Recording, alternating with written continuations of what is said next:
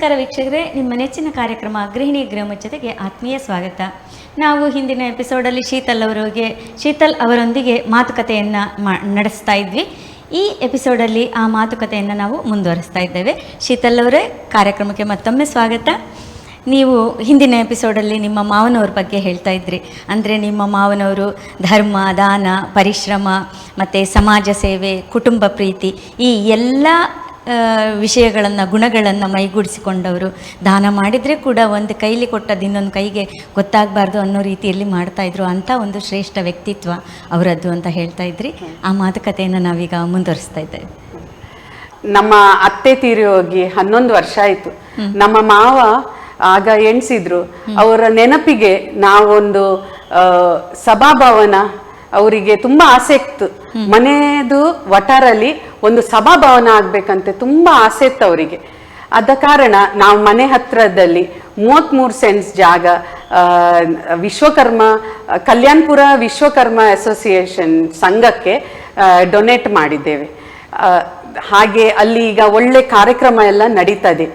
ನಮ್ಮ ಮಾವನಿಗೆ ತುಂಬ ಖುಷಿ ಆಗ್ತದೆ. ಅವರು ಜಾಗ ಕೊಟ್ಟ ಜಾಗಲ್ಲಿ ಒಳ್ಳೆ ಶುಭ ಕಾರ್ಯ ಎಲ್ಲ ನಡೀತದೆ. ಓಕೆ, ಹಾಗೆ ನಿಮ್ಮ ಪತಿದೇವರ ಬಗ್ಗೆ? ನನ್ನ ಪತಿದೇವ ತುಂಬ ಸೈಲೆಂಟ್. ಅವರು ಎಲ್ಲರೂ ಹೇಳ್ತಾರೆ ಅವರು ತುಂಬಾ ಮಾತಾಡೋದಿಲ್ಲ, ತುಂಬಾ ಸೈಲೆಂಟ್. ಮತ್ತೆ ಎಲ್ಲರ ಹತ್ರ ಪ್ರೀತಿ ಅವರಿಗೆ ತುಂಬಾ ಜಾಸ್ತಿ. ಅದು ದೊಡ್ಡವರಿರ್ಲಿ ಇಂದ ಹಿಡಿದು ಸಣ್ಣವರಿಗೆ ಎಲ್ಲರ ಹತ್ರ ಪ್ರೀತಿ ಅವರಿಗೆ. ಅದು ಇವರು ಜಾತಿ ಭೇದ ಇಲ್ಲ, ಜಾತಿ ಭೇದ ಆಗ್ಲಿ ಅದೆಲ್ಲ ಇಲ್ಲವೇ ಇಲ್ಲ. ಎಲ್ಲರ ಹತ್ರ ಪ್ರೀತಿಯಲ್ಲಿ ಮಾತಾಡೋದು. ಅವರು ರಾವ್ ಜ್ಯುವೆಲ್ಲರ್ಸ್ ಅಲ್ಲಿ ಚಿನ್ನದ ವ್ಯಾಪಾರ ನಡೆಸ್ತಾ ಇದ್ದಾರೆ. ಅಂದ್ರೆ ನಮ್ಮ ಮಾವನಿಗೆ ಮನ್ಸಲ್ಲಿತ್ತು, ಅವರು ಚಿನ್ನ ಕೆಲಸ ಮಾಡಿದ್ದು, ಅವರ ಮಗ ಕೂಡ ಚಿನ್ನ ಕೆಲಸ ಮಾಡ್ಬೇಕಂತ ಹೇಳಿ ಮನ್ಸಲ್ಲಿ ಆಸಕ್ತಿ ಇತ್ತು.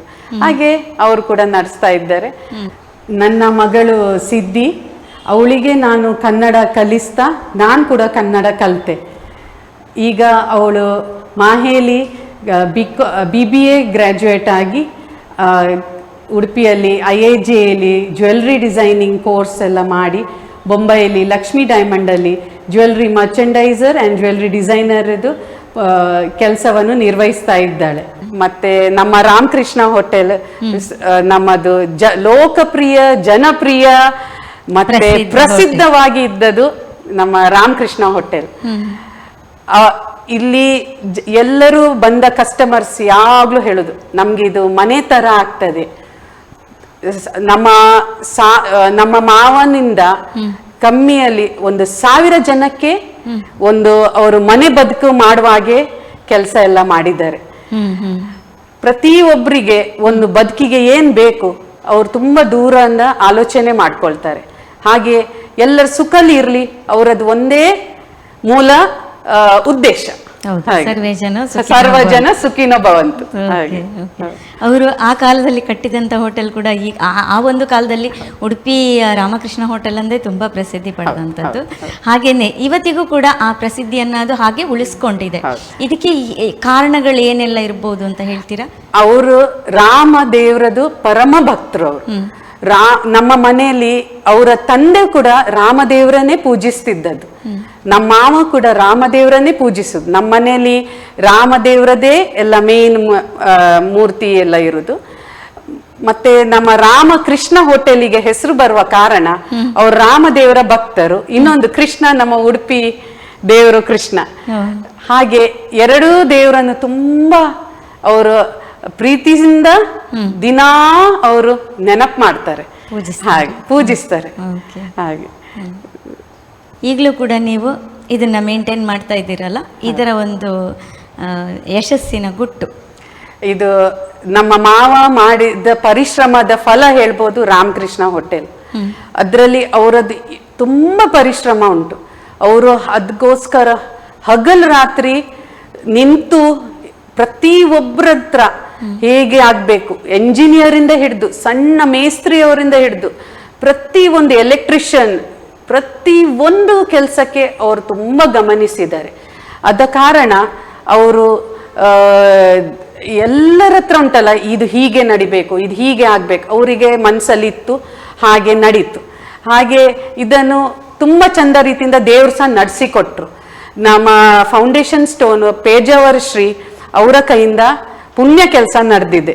ಹಾಗೆ ಅವರ ಆಶೀರ್ವಾದ ಖಂಡಿತವಾಗಿ ನಮ್ಮ ಮಾವನಿಗೆ ಉಂಟು. ಓಕೆ. ಹಾಗೆ ಮಹಿಳಾ ಮಂಡಳಿಯಲ್ಲಿ ನೀವೀಗ ಪ್ರಸ್ತುತ ನೀವು ಅಧ್ಯಕ್ಷೆ, ಅದಕ್ಕಿಂತ ಮುಂಚೆ ಒಂದು 23 ವರ್ಷದಿಂದ ನೀವು ಅದರ ಸದಸ್ಯ ಆಗಿದ್ರಿ ಅಂತ ಹೇಳಿದ್ರಿ. ಆ ಮಹಿಳಾ ಮಂಡಳಿ ಸ್ಥಾಪಕ ಅಧ್ಯಕ್ಷರು ಮತ್ತು ಹಾಗೂ ಅದರ ಒಂದು ಕಾರ್ಯವೈಖರಿ. ನಾನು ಮದುವೆ ಆದ್ಮೇಲೆ ನನ್ನ ಮಗಳಾದ್ಮೇಲೆ ನನಗೆ ಅನ್ಸಿತ್ತು, ಮತ್ತೆ ನಮ್ಮ ಮನೇಲಿ ಸಹ ಹೇಳಿದ್ರು, ಇವರು ಹೇಳಿದ್ರು, ನೀನು ಸೇರು ಮಹಿಳಾ ಮಂಡಳಿಗೆ, ಸ್ವಲ್ಪ ನಿಂಗೆ ಅದೆಲ್ಲ ನೀನು ಆಕ್ಟಿವ್ ಆಗ್ತಿ ಹಾಗೆಲ್ಲ ಹೇಳಿದ್ರು. ಸೊ ನನಗೆ ಅದ್ರ ಬಗ್ಗೆ ಆಸಕ್ತಿ ಕೂಡ ಇತ್ತು. ಹಾಗೆ ನಾನು ನನ್ಗೆ ಗೊತ್ತಿದ್ದ ಪ್ರಕಾರ ನಮ್ಮ ರಾಷ್ಟ್ರೀಯ ವಿಶ್ವ ಬ್ರಾಹ್ಮಣ ಸೇವಾ ಸಂಘ ಉಡುಪಿಯ ತುಂಬಾ ಹಳೆಯ ಸಂಘ. ಈ ವರ್ಷ ಅದಕ್ಕೆ ಅಮೃತವ ಮಹೋತ್ಸವ 75 ವರ್ಷ ಪೂರ್ತಿ ಆಯ್ತು. ಹಾಗೆ ನಮ್ಮ ಮಹಿಳಾ ಮಂಡಳಿ ಸಹ ತುಂಬಾ ಹಳೇದು. ಅದರ ಸ್ಥಾಪಕರ ಅಧ್ಯಕ್ಷರಾದದ್ದು ಸರೋಜಿನಿ ವಸಂತ ಅವರು. ಆ ಕಾಲದಲ್ಲಿ ಒಂದು ಮಹಿಳೆಯವರನ್ನು ಇವರು ಮನೆ ಮನೆಗೆ ಹೋಗಿ ಪ್ರತಿಯೊಬ್ಬರನ್ನು ನೀವು ಬನ್ನಿ ನಮ್ಮ ಮಹಿಳಾ ಮಂಡಳಿಗೆ ಸೇರಿ ಅಂತ ಹೇಳಿ ತುಂಬಾ ಪ್ರೋತ್ಸಾಹನೆ ಕೊಟ್ರು. ಆದ ಕಾರಣ ಎಲ್ಲರೂ ಅದನ್ನು ಹೇಳ್ತಾರಲ್ಲ, ಅದನ್ನು ಒಂದು ಒಳ್ಳೆ ಗೈಡ್ ಲೈನ್ ಅಂತ ಹೇಳ್ಕೊಂಡು ಅವರನ್ನು ಸ್ವೀಕರಿಸಿದ್ದಾರೆ. ಹಾಗೆ ಆಗ ಅಲೆಯೂರು ಪ್ರಭಾಕರಾಚಾರ್ ಮತ್ತೆ ಶಶಿಕಲಾ ಪ್ರಭಾಕರಾಚಾರ್ ನನ್ನ ಮಾವನ ತಂಗಿ. ಹಾಗೆ ಅವರದ್ದು ತುಂಬಾ ಅದಕ್ಕೆ ಸಪೋರ್ಟ್ ಇತ್ತು. ಆದ ಕಾರಣ ಎಲ್ಲ ಹೆಂಗಸರಿಗೆ ಅವರು ಒಟ್ಟು ಮಾಡಿ ಒಂದು ಮಹಿಳಾ ಮಂಡಳಿ ಸ್ಟಾರ್ಟ್ ಮಾಡಿದ್ರು. ಅದು ಆಗಂದ ಇಲ್ಲಿ ಅದರ ನಂತರ ನಾನೀಗ 9ನೇ ಅಧ್ಯಕ್ಷರು ಅಲ್ಲಿ. ಉದ್ಘಾಟನೆಗೆ ನಿಮ್ಮ ಅತ್ತೆಯವರೇ ನನ್ಗೆ ತುಂಬಾ ಪ್ರೌಡ್ ಫೀಲ್ ಆಗ್ತದೆ ಇದು ಹೇಳಲಿಕ್ಕೆ. ನಮ್ಮ ಗಾಯತ್ರಿ ಮಹಿಳಾ ಮಂಡಳಿದು ಫಸ್ಟ್ ಉದ್ಘಾಟಕರು ಇನಾಗ್ರೇಷನ್ ಮಾಡಿದ್ದು ನನ್ನ ಅತ್ತೆ ದೀಪ ಬೆಳಗಿಸಿದ್ದು. ಆ ಜಾಗದಲ್ಲಿ ನಾನೊಂದು ಎತ್ತಿಗೆ ಒಂದು ಅಧ್ಯಕ್ಷೆಯೇ ಆದೆ ಅಲ್ಲ, ತುಂಬಾ ನನ್ಗೆ ಹೆಮ್ಮೆದ ವಿಷಯ. ನಿಮ್ಮ ಮಹಿಳಾ ಮಂಡಳಿಯ ಕಾರ್ಯಚಟುವಟಿಕೆಗಳ ಬಗ್ಗೆ. ನಮ್ಮ ಮಹಿಳಾ ಮಂಡಳಿಯಲ್ಲಿ ತುಂಬಾ ಕಲ್ಚರಲ್ ಪ್ರೋಗ್ರಾಮ್ಸ್ ಎಲ್ಲ ನಡೀತದೆ. ನಾವು ಮಹಿಳಾ ಸಮ್ಮೇಳನ ಸಮಯದಲ್ಲಿ ವಂದನಾ ಯೋಗೀಶ್ ಅವರ ಅಧ್ಯಕ್ಷತನಲ್ಲಿ ತುಂಬಾ ಅದ್ದೂರಿಯಾಗಿ ಮಹಿಳಾ ಸಮ್ಮೇಳನ ನಡೀತು. ಆಗ ಆ ಪ್ರೋಗ್ರಾಮ್ ಅಲ್ಲಿ ನಾವು ವಿಭಿನ್ನ ಸ್ಟೇಟ್ಸ್ ಇದು ನಾವು ಫ್ಯಾಷನ್ ಶೋ ಮಾಡಿದ್ದೇವೆ. ಕರ್ನಾಟಕ, ತಮಿಳುನಾಡು, ಜಮ್ಮು ಕಾಶ್ಮೀರ್ ಎಲ್ಲ ಸ್ಟೇಟ್ಸ್ ಅನ್ನು ನಾವು ಕವರ್ ಮಾಡಿದ್ದೇವೆ. ಮತ್ತೊಂದು ಫ್ಲೂಟ್ ಡ್ಯಾನ್ಸ್ ಮಾಡಿದ್ದೇವೆ. ಅದು ತುಂಬಾ ಎಲ್ಲರ ಜನರು ಇಷ್ಟಪಟ್ಟಿದ್ದಾರೆ. ಮತ್ತೆ ನಾನು ಹಾಗೆ ಮುಂದೆ ನಾವು ಒಂದು ಲೇಜಿ ಡ್ಯಾನ್ಸ್ ಅಂತ ಹೇಳಿ ಒಂದು ಮಾಡಿದ್ದೇವೆ. ಅದು ತುಂಬಾ ಜನರದು ಇಷ್ಟ ಆದದ್ದು ಡ್ಯಾನ್ಸ್ ಹೇಳ್ಬೋದು. ಮತ್ತೆ ನಾವು ಬಾರ್ಕೂರ್ ದೇವಸ್ಥಾನದಲ್ಲಿ ಬಾರ್ಕೂರ್ ಕಾಳಿಕಾಂಬ ದೇವಸ್ಥಾನದಲ್ಲಿ ಬ್ರಹ್ಮಕಲಶ ಸಮಯದಲ್ಲಿ ನಾವು ಆದಿಶಂಕರಾಚಾರ್ಯದು ನೃತ್ಯ ರೂಪಕ ನಾವು 1.5 ಗಂಟೆದು ಪ್ರೋಗ್ರಾಮ್ ನಡೆಸಿದ್ದೇವೆ. ಅದರಲ್ಲಿ ಲಕ್ಷ್ಮಿ ರೋಲ್ ನಾನು ಮಾಡಿದ್ದೇನೆ. ಮತ್ತೆ ಆಗಿ ಒಂದು 6-7 ಮಂತ್ಸ್ ನಂತರ ಕಟ್ಪಾಡಿಯಲ್ಲಿ ಬ್ರಹ್ಮಕಲಶೋತ್ಸವ ನಡೀತು ದೇವಸ್ಥಾನದಲ್ಲಿ, ಕಾಳಿಕಾಂಬ ದೇವಸ್ಥಾನದಲ್ಲಿ. ಆಗ ನಾವು ತುಳುನಾಡು ವೈಭವ ಅಂತ ಹೇಳಿ ಪ್ರೋಗ್ರಾಮ್ ಮಾಡಿದ್ದೇವೆ. ಅದರಲ್ಲಿ ಸಾಧಾರಣ ನಾವು ಒಂದು 30+ ಜನ ಒಂದೇ ಸ್ಟೇಜ್ ಅಲ್ಲಿ ಪರ್ಫಾರ್ಮ್ ಮಾಡಿದ್ದೇವೆ. ಅದು ತುಂಬಾ ನನ್ಗೆ ಹೇಳಲಿಕ್ಕೆ ಹೆಮ್ಮೆ ಪಡುತ್ತೇನೆ ನಾನು. ಮತ್ತೆ ಕಾಪು ಬ್ರಹ್ಮಕಲಶೋತ್ಸವ ಕಾಳಿಕಾಂಬ ದೇವಸ್ಥಾನದಲ್ಲಿ ನಡೀತು. ಆಗ ನಾವು ಕಟೀಲ್ ದೇವಿದು ಮಹಿಮೆ ಕಾರ್ಯಕ್ರಮ ಪ್ರೋಗ್ರಾಮ್ ಮಾಡಿದ್ದೇವೆ. ಅದರಲ್ಲಿ ದೇವಿದು ರೋಲು ನಾನು ಮಾಡಿದ್ದೇನೆ. ಹಾಗೆ ನಾನು ವಿಭಿನ್ನ ಇಷ್ಟನಕ ಬೇರೆ ಬೇರೆ ರೋಲ್ಸ್ ಅನ್ನು ನಿಭಾಯಿಸ್ಕೊಂಡು ಬಂದಿದ್ದೇನೆ. ಮತ್ತೆ ಇತ್ತೀಚೆಯಲ್ಲಿ ನಾವು ಮಾತಾ ಮಂದಾರ್ತಿ ಅಂತ ಹೇಳಿ ನೃತ್ಯ ರೂಪಕ ಮಾಡಿದ್ದೇವೆ ನಾವು. ಅದರಲ್ಲಿ ನಾನು ಮಂದಾರ್ತಿ ದೇವಿಯ ನಾಗಕಣ್ಣಿಕೆ ರೋಲ್ ದೇವರು ನಂಗೆ ಮಾಡುವಾಗೆ ಮಾಡಿದ್ರು. ಓಕೆ. ಹಾಗೆ ಮತ್ತೆ ಯಕ್ಷಗಾನ ತಾಳಮದ್ದಲೆನ ನೀವು ಮಾಡಿದ್ದೀರಿ ಅಂತ ಹೇಳಿದ್ರಿ. ನಾನು ತಾಳಮದ್ದಳೆ ಪ್ರೋಗ್ರಾಮ್ ಅಲ್ಲಿ ಕಳೆದ 6 ತಿಂಗಳು ಮೊದಲು ನಾನು ತಾಳಮದ್ದಳೆ ಪ್ರೋಗ್ರಾಮ್ ಅನ್ನು ಭಾಗವಹಿಸಿದ್ದೇನೆ. ಭಕ್ತ ಸುಧನ್ವ ಪ್ರಸಂಗ ನಮ್ಗೆ ಸರ್ ಖ್ಯಾತ ಕರ್ನಾಟಕ ಸ್ಟೇಟ್ ಪ್ರಶಸ್ತಿ ಅವರು KG ಗಣೇಶ್ ಅವರ ಗೈಡೆನ್ಸ್ ಇಂದ ನಾವು ತಾಳಮದ್ದಳೆ ಒಳ್ಳೆ ಕಾರ್ಯಕ್ರಮ ನಡೆಸಿದ್ದೇವೆ. 3 ಕಡೆ ಪ್ರಯೋಗವನ್ನು ನಡೆಸಿದ್ದೇವೆ. ಗಾಯತ್ರಿ ಮಹಿಳಾ ಮಂಡಳಿಯಲ್ಲಿ, ಕಟ್ಪಾಡಿಯಲ್ಲಿ ದೀಪೋತ್ಸವ ಸಮಯದಲ್ಲಿ, ಮತ್ತೆ ಪಡುಕುತ್ತಿಯರಲ್ಲಿ ಗುರುಗಳ ಮಠದಲ್ಲಿ. ಹಾಗೆ ವಿಭಿನ್ನ ಕಾರ್ಯಕ್ರಮ ಚಟುವಟಿಕೆ ನಡೆಸಿಕೊಂಡು ಬಂದಿದ್ದೇವೆ ನಾವು ನಮ್ಮ ಸಂಘ ಸಂಸ್ಥೆಯಲ್ಲಿ. ಓಕೆ. ನಿಮ್ಮ ಸಂಘ ಸಂಸ್ಥೆಯಲ್ಲಿ ಯುವತಿಯರಿಗೆ ನೀವು ಏನೆಲ್ಲ ಸಲಹೆ ಸೂಚನೆಗಳನ್ನು ಕೊಡ್ತೀರಿ? ಯುವತಿಯರಿಗೆ. ಹೌದು. ಯೂತ್ ಯುವತಿಯವರು, ಈಗಿನ ಯುವತಿಯವರು ಎಲ್ಲರೊಟ್ಟಿಗೆ ತುಂಬಾ ಪ್ರೇಮ ಭಾವನೆಯಲ್ಲಿ ಇರಬೇಕು. ಒಬ್ರನ್ನು ಒಬ್ರು ಅಡ್ಜಸ್ಟ್ ಮಾಡಿದ್ರೆ ಜೀವನ ಚಂದ ರೀತಿಯಲ್ಲಿ ಹೋಗುತ್ತದೆ. ಆದಷ್ಟು ನೀನ್ ಕೂಡ ಕೇಳು, ನಾನ್ ಕೂಡ ಕೇಳ್ತೇನೆ, ಆ ಸ್ವಭಾವವನ್ನು ಇಟ್ಕೊಂಡ್ರೆ ತುಂಬಾ ಒಳ್ಳೇದು. ಕರೆಕ್ಟ್. ಹಾಗೆ ನಿಮ್ಮ ಈ ಮಹಿಳಾ ಮಂಡಳಿಯಲ್ಲಿ ನೀವು ವರ್ಷದ ಕಾರ್ಯಕ್ರಮಗಳನ್ನು ಆದಿಯಲ್ಲೇ ಪ್ರಿಪೇರ್ ಮಾಡ್ಕೊಳ್ತೀರಾ ಅಥವಾ ಸಂದರ್ಭಕ್ಕೆ ಸರಿಯಾಗಿ ಹೊಂದಿಸ್ಕೊಂಡು ಕಾರ್ಯಕ್ರಮಗಳನ್ನು ಹಂಚ್ಕೊಂಡು ಹೋಗ್ತೀರಾ? ಹೇಗೆ ಅದು ನಮ್ಮ ಮಹಿಳಾ ಮಂಡಳಿಯಲ್ಲಿ ಆಷಾಢದ ಒಂದು ದಿನ ಅಂತ ಹೇಳಿ ನಾವು ಕಾರ್ಯಕ್ರಮ ಮಾಡ್ತೇವೆ. ಅದಕ್ಕೆ ಸಾಧಾರಣ ನಾವು ಒಂದು ತಿಂಗಳ ಮೊದಲೇ ಅದರ ತಯಾರಿಕೆ ಶುರು ಮಾಡ್ತೇವೆ. ಅಂದ್ರೆ ನಮ್ಮ ಕಾರ್ಯಕ್ರಮದಲ್ಲಿ ಪ್ರತಿಯೊಬ್ರು ಸದಸ್ಯರು ಅವರವ್ರ ಮನೆಯಿಂದ ಅಡಿಗೆ ಮಾಡಿ ತರುದು, ನಾನಾ ತರದ ಅಡಿಗೆ. ಅಂದ್ರೆ ಅದು ಆಷಾಢದ ಮಹತ್ವಕ್ಕೆ ಹೊಂದಿಕೊಂಡಿರುವಂತದ್ದು. ಕುಡುದು ಚಟ್ನಿ, ಹುರುಳಿ ಚಟ್ನಿ ಹೇಳ್ಬೋದು, ಮತ್ತೆ ತಿಮರೆ ಚಟ್ನಿ, ಮುಳ್ಕ, ಗುಜ್ಜೆಗಟ್ಟಿ, ಕಣೀಲೆ ಹೆಸರು ಪದಾರ್ಥ, ಮತ್ತೆ ಮೆತ್ತೆ ಗಂಜಿ, ಪತ್ರಡೆ ಗಶಿ, ಪತ್ರಡೆ ಸುಕ್ಕ, ಹಾಗೆ ನೀರುಪ್ಪಿನಕಾಯಿ, ನೀರುಪ್ಪಲ್ಲಿ ಸೋಳೆ ಹಾಕಿದ್ದು, ಹಾಗೆ ಸಾಧಾರಣ ಒಂದು 30+ ಐಟಮ್ಸ್ ನಾವು ಮಾಡ್ತೇವೆ. ಅದರಲ್ಲಿ ಎಲ್ಲರೂ ವೆಯ್ಟ್ ಮಾಡ್ತಾರೆ ನಮ್ಮ ಉಡುಪಿಯಲ್ಲಿ.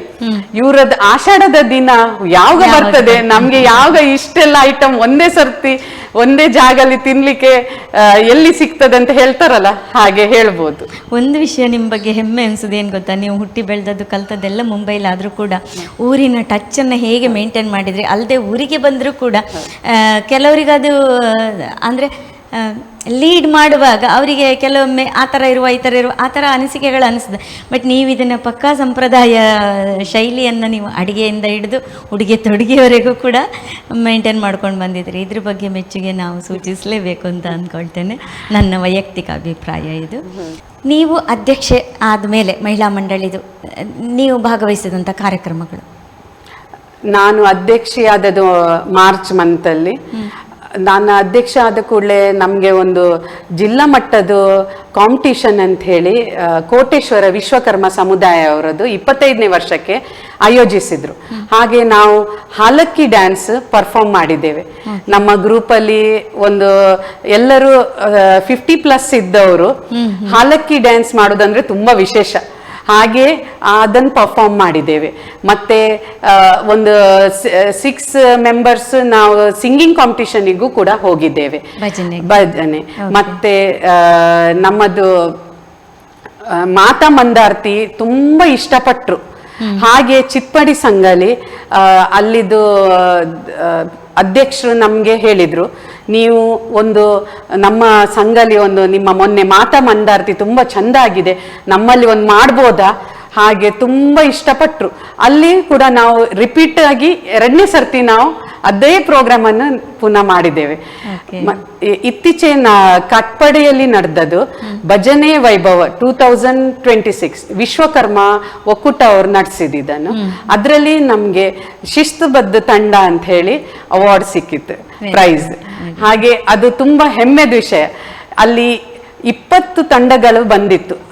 ಅಂಥದ್ದಲ್ಲಿ ನಮ್ಮನ್ನು ಆಯ್ಕೆ ಮಾಡುವುದಂದ್ರೆ ವಿಶೇಷವೇ ಹೇಳ್ಬೋದು. ಓಕೆ. ಶಿಸ್ತಬದ್ಧ ಅಂದ್ರೆ ನಾವು ಪ್ರತಿ ಒಂದು ವಿಷಯದಲ್ಲಿ ಶಿಸ್ತಿತ್ತು. ತಾಳ ಹಾಕುಂದ ಹಿಡಿದು ಒಂದು ಭಜನೆ ಸ್ಟಾರ್ಟ್ ಮಾಡೋದ್ರಿಂದ ಹಿಡಿದು ಎಂಡ್ ಆಗುವವರೆಗೆ ಒಂದೇ ಲೆಕ್ಕ ನಮ್ಮದು ಕೇಳಿಸ್ತಾ ಇತ್ತು. ನಾವು ಹೇಳುವಾಗ ನಮ್ಮ ಜಡ್ಜ್ ಅವ್ರು ಸಹ ತುಂಬಾ ಖುಷಿ ಪಟ್ಟು ಎಂಜಾಯ್ ಮಾಡಿದ್ದಾರೆ. ಓಕೆ. ನಮ್ಮ ವಿಶ್ವಕರ್ಮ ಸಮುದಾಯದಲ್ಲಿ ನಮ್ಮ ಗಾಯತ್ರಿ ಮಹಿಳಾ ಮಂಡಳಿ ಅಂತೂ ನಮ್ಮ ಇಡೀ ಸಮಾಜಕ್ಕೆ ಒಂದು ಮಾದರಿಯಾಗಿ ಎದ್ದು ನಿಂತಿದೆ ಅಂತ ಹೇಳಲಿಕ್ಕೆ ತುಂಬಾ ಇಷ್ಟಪಡ್ತೇನೆ ನಾನು. ಓಕೆ. ನಮ್ಮ ಕಾರ್ಯಕ್ರಮದ ಬಗ್ಗೆ ಹೇಳೋದಾದ್ರೆ ಒಂದೆರಡು ಮಾತು ಗೃಹಿಣಿಯರಿಗೆ. ಗೃಹಿಣಿಯವರಿ ಒಂದು ಮನೆಯ ಮೊದಲ ಪಾಠಶಾಲೆ, ಹೌದು. ಹಾಗೆ ತಾಯಿಯ ಮೊದಲ ಗುರು. ಆದ ಕಾರಣ ಮನೆಯಲ್ಲಿ ನಾವು ಹೇಗೆ ವಾತಾವರಣ ಇರುವುದು ಅದು ತುಂಬಾ ಮುಖ್ಯವಾಗಿ, ಮಕ್ಕಳಿಂದ ಹಿಡಿದು ದೊಡ್ಡವರು ಎಲ್ಲರೊಟ್ಟಿಗೆ ತುಂಬಾ ಅನ್ಯೋನ್ಯತೆಯಲ್ಲಿ ಇರುವಷ್ಟು ಒಳ್ಳೆದು ಈಗಿನ ಕಾಲಲ್ಲಿ. ಆದಷ್ಟು ಸುಖ ಅಲ್ಲಿ ಬದುಕಲಿಕ್ಕೆ ನೋಡ್ಬೇಕು. ಕಷ್ಟ ಸುಖ ಬರುವಂಥದ್ದೇ, ಅದರಲ್ಲಿ ನಾವು ಹೇಗೆ ಮೀಜಿಸ್ಕೊಂಡು ಮುಂದೆ ಹೋಗ್ತೇವೆ ಅದು ತುಂಬಾ ಮುಖ್ಯವಾದ ವಿಷಯ. ಕರೆಕ್ಟ್. ಒಳ್ಳೆ ಮಾತು ಹೇಳಿದ್ರಿ. ಶೀತಲ್ ಅವರೇ, ನಮ್ಮ ಕಾರ್ಯಕ್ರಮಕ್ಕೆ ಬಂದು ಅನೇಕ ವಿಷಯಗಳನ್ನು ನಿಮ್ಮ ಬಗ್ಗೆ ತಿಳಿಸಿಕೊಟ್ರಿ. ಹಾಗೆಯೇ ನಿಮ್ಮ ಒಂದು ಅನಿಸಿಕೆ, ಅನುಭವಗಳು, ಕನಸುಗಳು ಮತ್ತು ನೀವು ಬೆಳೆದಂಥ ಒಂದು ಪರಿ ಎಲ್ಲವನ್ನು ನೀವು ನಮ್ಮ ವೀಕ್ಷಕರೊಂದಿಗೆ ಸವಿವರವಾಗಿ ನೀವು ತಿಳಿಸಿಕೊಟ್ಟಿದ್ದೀರಿ. ಅದಕ್ಕಾಗಿ ನಿಮಗೆ ನಮ್ಮ ತಂಡದ ಪರವಾಗಿ ತುಂಬ ಹೃದಯದ ಧನ್ಯವಾದಗಳನ್ನು ಅರ್ಪಿಸ್ತಾ ಇದ್ದೇನೆ. ನಿಮ್ಮ ವೇದಿಕೆಯಲ್ಲಿ ನನ್ನನ್ನು ಆಹ್ವಾನಿಸಿ ಉಡುಪಿ ಚಾನೆಲ್ ಪ್ರತಿಯೊಬ್ಬರು ಸದಸ್ಯರು ನಿಮಗೂ ಹೃತ್ಪೂರ್ವಕ ವಂದನೆಗಳು. ಈ ಕಾರ್ಯಕ್ರಮಕ್ಕೆ ನನ್ನ ಹೆಸರನ್ನು ಸೂಚಿಸಿದ ಅಶೋಕಣ್ಣ ಸಾಯಿಬ್ರಕಟ್ಟೆಗೆ ನನ್ನ ಧನ್ಯವಾದಗಳು. ಎಲ್ಲರಿಗೂ ಶುಭವಾಗಲಿ. ವೀಕ್ಷಕರೇ, ಇಂದಿನ ಕಾರ್ಯಕ್ರಮವನ್ನು ಇಲ್ಲಿಗೆ ಮುಗಿಸ್ತಾ ಇದ್ದೇವೆ. ಮತ್ತೆ ಮುಂದಿನ ಎಪಿಸೋಡಲ್ಲಿ ಮತ್ತೋರ್ವ ಸಾಧಕ ವ್ಯಕ್ತಿಯೊಂದಿಗೆ ಹಾಜರಾಗಲಿದ್ದೇನೆ. ನಮಸ್ಕಾರ.